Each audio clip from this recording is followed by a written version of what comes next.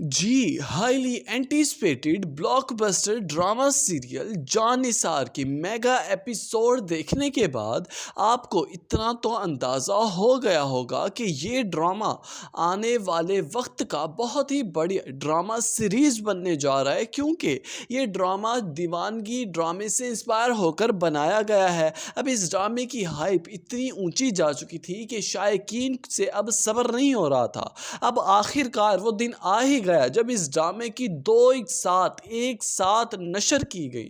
अब इस ड्रामे में मेन किरदार अदा करने वाली हिबा बुखारी और दानिश तैमूर हैं।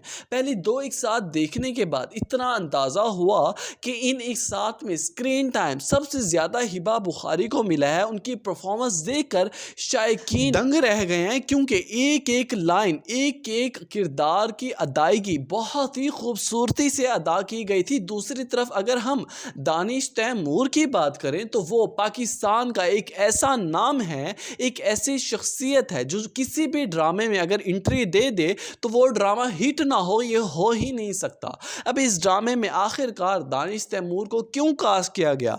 क्योंकि इससे पहले ड्रामा सीरियल दीवानगी जो बहुत ही हिट हो गया था पाकिस्तान में, उस ड्रामे के मेन लीड किरदार अदा करने वालों में दानिश तैमूर का भी नाम था, जो टॉप ऑफ द लिस्ट था। उसके साथ हीरोइन आई थी हिबा बुखारी। जब उस ड्रामे को इतना हाइप मिली, इतना ज़्यादा टॉप ट्रेंड पर जाकर चला, तो उसी वक्त ही प्रोडक्शन हाउस ने ये फैसला कर लिया था कि हम दीवानगी 2 बनाएंगे। लेकिन हमें अब तक यही लग रहा था कि इस ड्रामे का नाम दीवानगी 2 होगा, सीज़न 2 होगा। लेकिन जब इस ड्रामे के प्रोमो नशर हो गए, आखिरकार कमिंग सून का टाइटल हटा, पता चला, तो फिर ये अंदाज़ा हुआ कि ये ड्रामा दीवानगी 2 नहीं बल्कि इस ड्रामे का नाम जान निसार है। हिबा बुखारी जो दुआ नामी लड़की का किरदार निभा रही है इस ड्रामे में, अपने घर में दो बहनों और माँ बाप के साथ रहती है।